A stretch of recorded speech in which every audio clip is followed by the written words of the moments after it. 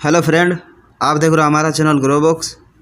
तो आज हम फिर से आपके लिए नई बुक लाए हैं, जिस बुक का नाम है why diets make us fat.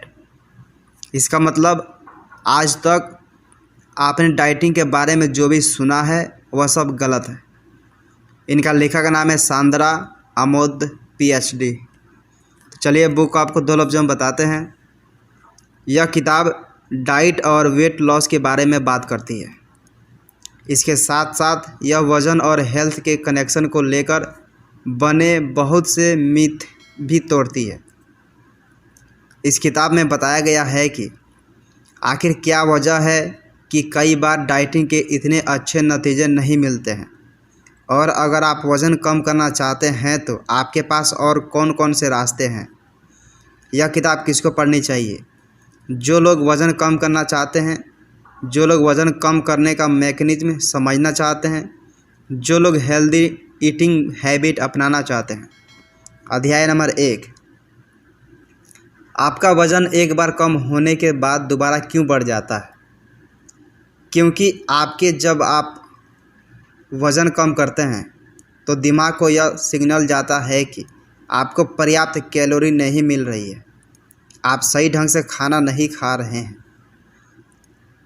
आजकल तरह तरह की डाइट ट्रेंड में है, जैसे फुट्रियन डाइट, लिक्विड डाइट, कीटो इत्यादि। हर रोज़ ऐसा कोई ना कोई डाइट कॉन्सेप्ट चलन में आ जाता है। आप यह सोचकर उसको फॉलो करने लगते हैं कि इससे आपको अच्छे रिजल्ट मिलेंगे, पर अक्सर ऐसा होता नहीं है। जब आप डाइटिंग करते हैं तो कुछ समय के लिए वज़न कम तो कर लेते हैं, पर अगर एक लंबे स्पेन की बात करें तो आप पहले से भी ज़्यादा वेट गेन कर लेते हैं। अब न्यूरोसाइंस, जेनेटिक्स और साइकोलॉजी में हुई एडवांस स्टडीज़ की वजह से इसकी सही वजह पता लगा पाना आसान हो गया है। अगर आपका लक्ष्य फिट रहना है तो सिर्फ वेट लॉस पर फोकस करना काफ़ी नहीं है, इसके और भी पहलू हैं। आइए सबसे पहले डाइट से जुड़े हुए कुछ मिथ के बारे में बात करते हैं। इसके अलावा इस समरी में आप जानेंगे कि आखिर क्या वजह है कि हमारे लिए वेट गेन करना आसान है और घटाना मुश्किल है। वज़न कम करने के लिए सिर्फ स्ट्रॉन्ग विल पावर ही काफ़ी नहीं है, और एक्सरसाइज आपके लिए कितनी ज़्यादा फ़ायदेमंद होती है।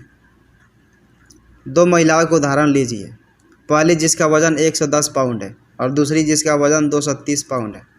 ये दोनों ही 30 पाउंड वज़न कम करती है।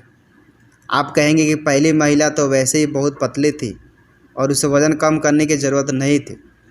दूसरी महिला के बारे में आप कहेंगे कि उसने सही किया, उसे वाकई वज़न कम करने की ज़रूरत थी। साइंस के हिसाब से देखें तो सही वज़न का क्राइटेरिया उम्र, लंबाई, जेंडर जैसे चीज़ों पर बेस्ड होता है। इस आधार पर आप बता सकते हैं कि दोनों में से कौन सी महिला को वज़न कम करने की ज़रूरत थी।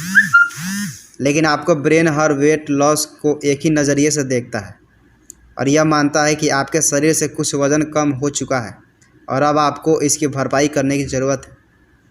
यानी वज़न कम करने पर इन दोनों महिलाओं के ब्रेन का रिस्पॉन्स एक सा होगा।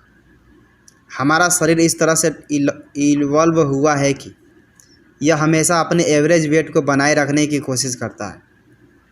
इस एवरेज वेट में 10 से 15 पाउंड का फ्लक्चुएशन होता रहता है। डाइट और एक्सरसाइज की मदद से हम अपने वज़न में से इस रेंज से मिलता जुलता रिडक्शन आसानी से कर लेते हैं। हालांकि यह 10-15 पाउंड की रेंज भी फिक्स नहीं है, लेकिन इसके हायर लेवल पर जाने के ज़्यादा चांस होते हैं। यही वजह है आप वज़न कम करें तो कर लेते हैं, पर जब यह आपके नॉर्मल फ्लक्चुएशन रेंज में भी नीचे चला जाता है तब आपका शरीर अपने पुराने वज़न पर लौटने की कोशिश करने लगता है।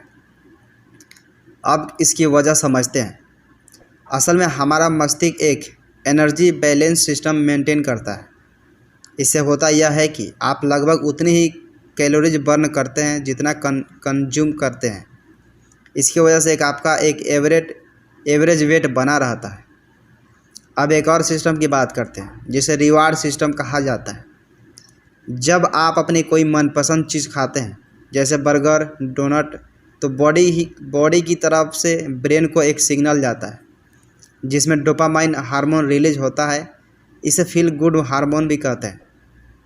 इसके वजह से आप वो सब चीज़ें ज़्यादा खा लेते हैं जो आपको अच्छी लगती है। ये सिस्टम कार्बोहाइड्रेट और फैट वाली चीज़ों के लिए ज़्यादा एक्टिव रहता है, इसलिए जंक फूड की लत लगना इसी सिस्टम की देन है। ये सिस्टम उस ज़माने में तो फ़ायदेमंद था जब मानव शिकार पर निर्भर था और रोज़ भोजन मिल पाने की गारंटी नहीं होती थी। इस सिस्टम की वजह से लोग ओवर ईटिंग करके आने वाले काफ़ी दिनों की एनर्जी रिक्वायरमेंट पूरी कर लिया करते थे। आज हमारे पास खाने की कमी नहीं है और हमारे भोजन में फ़ैट और शुगर वैसे ही बहुत ज़्यादा होती है। इस तरह हम अपनी कैलोरी रिक्वायरमेंट से ज़्यादा इनटेक कर लेते हैं और ये रिवार्ड सिस्टम हमें और खाने के उकसाता है। इस वजह से हमें डाइटिंग करनी पड़ती है। लेकिन रिसर्च यह कहती है कि डाइटिंग करने से ब्रेन को यह मैसेज आता है कि हम भूखे रह रहे हैं और यह रिवार्ड सिस्टम इसी कमी को पूरा करने के लिए ज़्यादा तेज़ी से काम करने लगता है और हम फिर वज़न बढ़ा लेते हैं। अध्याय नंबर 2, हम सोचते हैं कि वज़न कम करने के लिए स्ट्रॉन्ग विल पावर बहुत ज़रूरी है, पर ऐसा नहीं है। जब हमारे पास टेस्टी और इंस्टेंट फूड ऑप्शन मौजूद हैं तो क्या विल पावर हमारे रिवार्ड सिस्टम को कंट्रोल करने के लिए काफ़ी है? अगर वज़न घटाना है तो विल पावर बढ़ानी करनी चाहिए। ये बात हम सबसे सुनी है, लेकिन यह असल में एक मिथ है। जब हमारे सामने हर रोज़ तरह तरह के पकवान सजे हुए होते हैं तो हम आखिर कितने दिनों तक खुद को उनसे दूर रख सकते हैं? विल पावर कुछ हद तक तो हमारी मदद कर सकती है, पर अगर हम एक लॉन्ग टर्म गोल अचीव करना चाहते हैं तो कोई दूसरा रास्ता अपनाना होगा। छोटी छोटी चीज़ें जैसे किसी असाइनमेंट को समय पर पूरा करना, कुछ दिन जल्दी उठना या कोई नई रेसिपी बनाने के लिए हमें कुछ वक्त का मोटिवेशन चाहिए होता है। यहाँ हमारी विल पावर हमें बहुत मदद करती है। लेकिन रोज़ सुबह जल्दी उठने, रेगुलर एक्सरसाइज करने या वज़न कम करने जैसी चीज़ों के लिए हमें लगातार एक मोटिवेशन की ज़रूरत होती है। ऐसे में यह सोच लेना कि पक्का इरादा करने से काम बन जाएगा, बचकानी बात है। दूसरे शब्द में यह कहा जा सकता है कि विल पावर एक इन्वर्टर है जिसमें कुछ घंटों का बैकअप मिल जाता है, पर उसके बाद इस इन्वर्टर को भी चार्जिंग की ज़रूरत पड़ती है। हम जोश में आकर कोई काम शुरू तो कर लेते हैं, पर बहुत जल्दी उसे बीच में छोड़ भी देते हैं। हम जिम जाकर पसीना भी बहाते हैं और घर आकर मीठा भी खा लेते हैं। ये सब बेसिक ह्यूमन नेचर है। स्टडीज में यह पाया गया है कि विल पावर बाकी जगह तो अच्छी तरह काम करती है, पर जब खान पान में कंट्रोल की बात आती है तो इसका असर सबसे कम होता है। अगले लेसन में यह समझाया गया है कि विल पावर की मदद से अपनी क्रेविंग को कंट्रोल कर पाने की तुलना में हेल्दी फूड हैबिट डेवलप कर पाना ज़्यादा आसान है। कुछ समय के लिए तो आप विल पावर से खुद को रोक लेते हैं, पर बाद में अपनी पुरानी आदतों पर लौट आते हैं। इसलिए अच्छी आदतें डालना एक बेहतर सॉल्यूशन है। वज़न ज़्यादा होने की वजह से लोगों को बहुत अपमान सहना पड़ता है। मीडिया और विज्ञापनों में नज़र आने वाले पतले छरहरे मॉडल्स उनकी तकलीफ़ और बढ़ा देते हैं। इन सब का उनकी सेहत पर पूरा असर पड़ता है। क्या कभी किसी ने आपके वज़न पर उंगली उठाई है? लोग अक्सर शुगर कोट करके या डायरेक्टली आपके ओवरवेट होने को लेकर बातें कह देते हैं। इसे फैट शेमिंग कहा जाता है। फैट शेमिंग करने वाले के पास इसकी जो भी वजह हो, ये सुनने वाले का नुकसान ही करता है। लोग ऐसी बातों में मोटिवेट होकर वज़न कम नहीं करते, बल्कि स्ट्रेस ईटिंग करके और ज़्यादा अनहेल्दी खाने लगते हैं। उनमें इन्फीरियरिटी कॉम्प्लेक्स आ जाता है। उनको लगता है कि वो फिट या एक्टिव तो नहीं है, तो उनको एक्सरसाइज की क्या ज़रूरत है। फैट शेमिंग का सबसे ज़्यादा शिकार बच्चे और टीन एजर्स होते हैं। अमेरिका में ऐसी 2500 लड़कियां पर स्टडी की गई जिनको फैट शेमिंग से गुजरना पड़ा था। उनमें अगले 5 साल के दौरान वज़न बढ़ाने के चांसेस दोगुना हो गए थे। ज़्यादा वज़न मानसिक स्वास्थ्य को भी प्रभावित करता है। हमें टीवी, न्यूज़पेपर और सोशल मीडिया पर स्लिम, ट्रिम और आकर्षक शरीर वाले लोगों के फ़ोटो दिखने को मिलते हैं। हकीकत में इनसे ज़्यादातर फोटोशॉप्ड होते हैं, पर इसकी वजह बॉडी को लेकर एक स्टीरियोटाइप सोच बन चुकी है।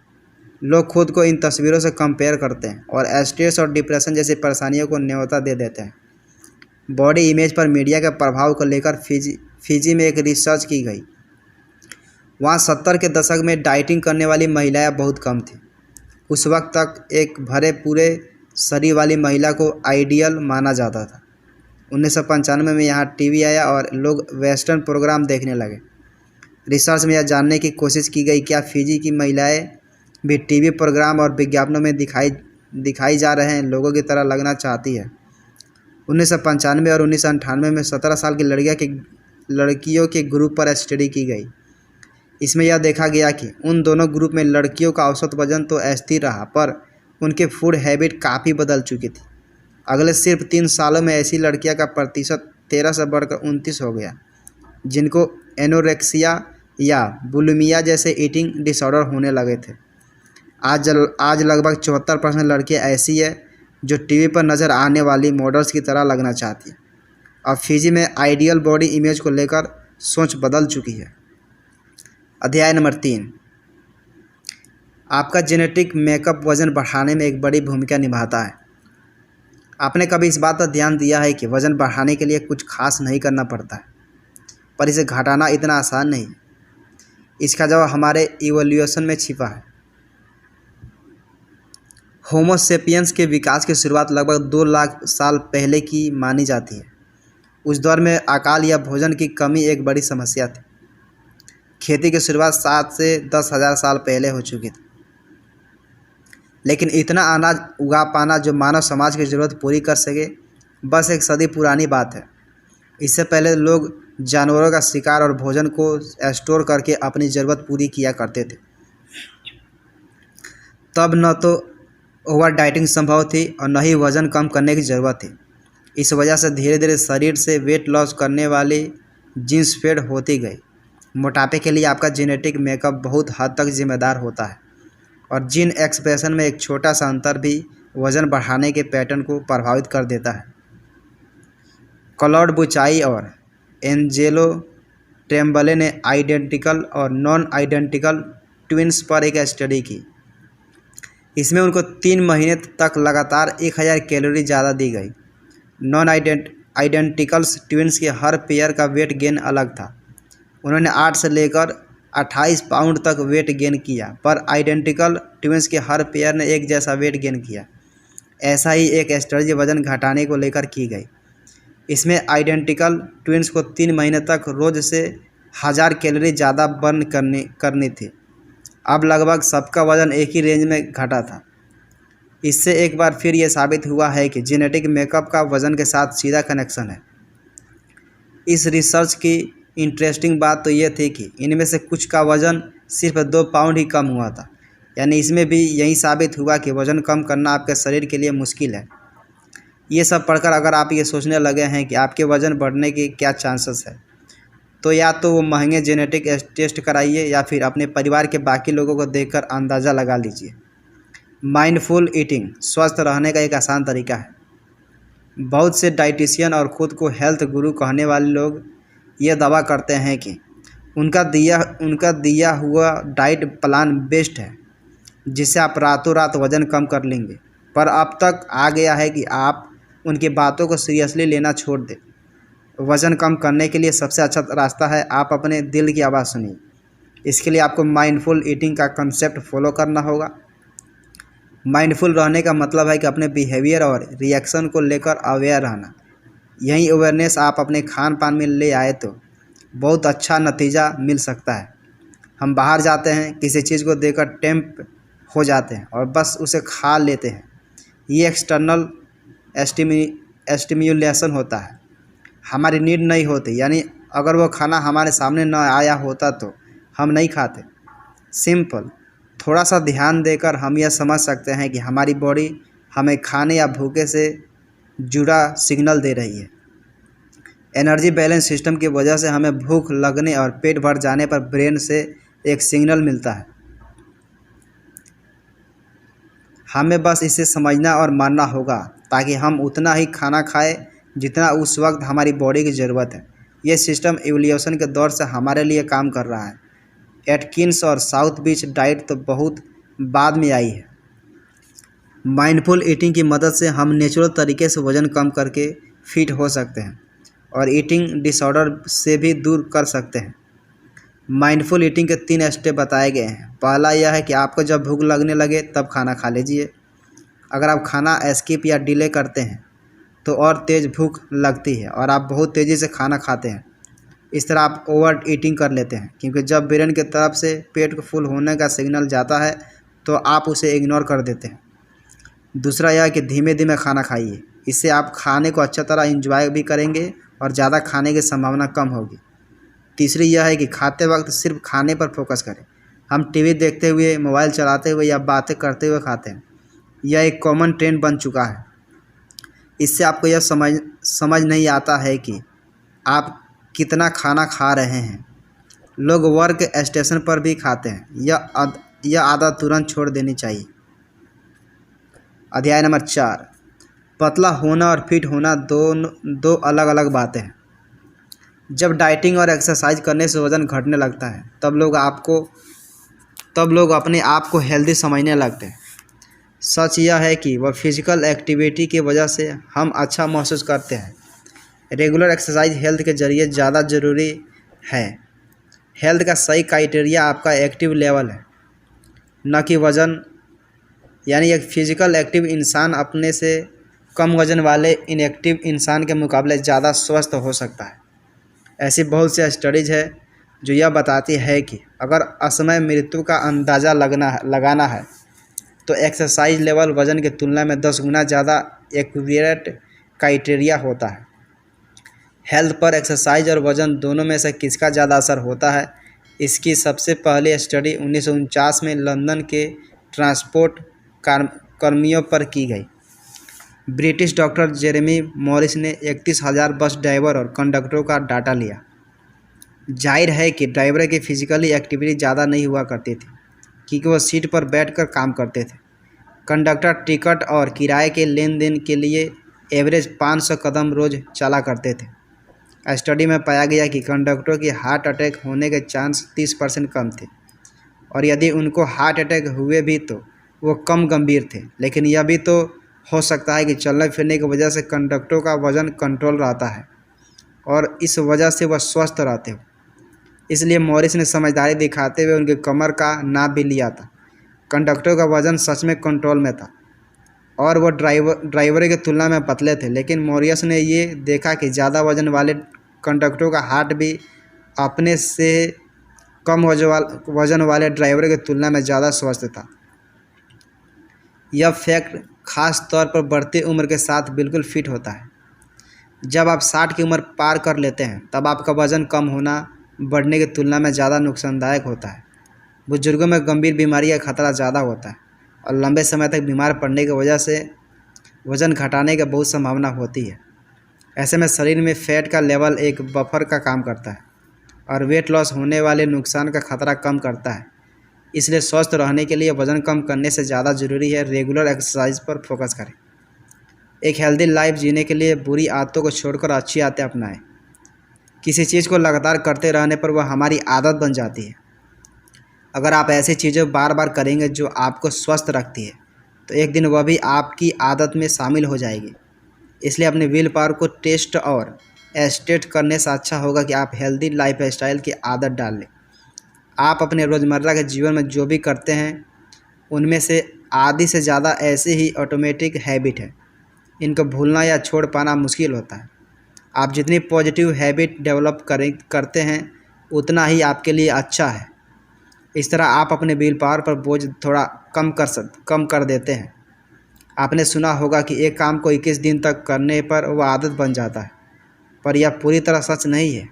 ये आदतें सिचुएशन और इंडिविजुअल पर भी डिपेंड करता है। फिर भी इससे औसत 2 महीने तक का समय लग जाता है। आगे कुछ टिप्स दिए गए हैं जो इसमें आपके काम आ सकते हैं। सबसे पहले एक अचीवेबल और रियलिस्टिक टारगेट सेट करें, वरना आपको निराशा ही हाथ लगेगी। ऐसा ना हो कि आपने बिना सोचे समझे शुरुआत तो कर दी पर जल्दी थक कर उसे बीच में बाय बाय भी कर दिया। पहले ये समझिए कि आप क्या कर सकते हैं और फिर अपने लिए एक टारगेट बनाइए। दूसरी ध्यान देने वाली बात यह है कि आप जिस काम की शुरुआत कर रहे हैं उसको नियमित रूप से करना ज़रूरी है। मान लीजिए आपने मॉर्निंग वॉक करना शुरू किया है। हो सकता है कभी आप समय पर ना उठ पाए या आपको कोई ज़रूरी काम निकल आए और एक दिन का गैप हो जाए, यह नॉर्मल है। पर अगर आपका रूटीन एक हफ्ते तक गड़बड़ हो रहा है तो यह सही नहीं है। इसके लिए आपको रिकॉर्ड रखना ज़रूरी है ताकि ऐसा ना हो। अपने आप को यह सोचकर पॉजिटिव रखिए कि अच्छी आदतों को अपनाकर बुरी आदतों को दूर करना बहुत आसान है। अगर आपको मीठा खाने का शौक़ है तो आप उसे फलों से रिप्लेस कर सकते हैं। अगर आप बार बार फ्रिज खोलते हैं कुछ ना कुछ खा लेते हैं तो वहाँ स्प्राउट, नट्स, होल ग्रेन और लो कैलोरी आइटम रख दीजिए और सारे high calorie high fat item हटा दीजिए। यह कितना आसान है ना? यह कितना आसान है ना? याद रखिए, अपनी आदत को बदलने का मतलब है खुद को बदलना। अगर आप खुद में यह बदलाव चाहते हैं तो आज से ही शुरुआत कीजिए। कुल मिलाकर वज़न कम करने के लिए आपके पास डाइटिंग से अच्छे ऑप्शन मौजूद हैं। अगर आप अपनी बॉडी के हंगर सिग्नल और एक्सरसाइज पर ध्यान देते हैं तो अच्छी हेल्थ पा सकते हैं। क्या करें? छोटे छोटे चीज़ों से बदलाव करने की कोशिश करें। 1 महीने की जगह 1 हफ्ते या 5 दिन का टारगेट बनाएं और उसे पूरा करें। अपनी डाइट, एक्सरसाइज और टीवी शेड्यूल के साथ मत बदलिए। आप एकदम सब बदलाव नहीं कर सकते। फिजिकली एक्टिव रहना हेल्दी रहने का सबसे अच्छा तरीका है।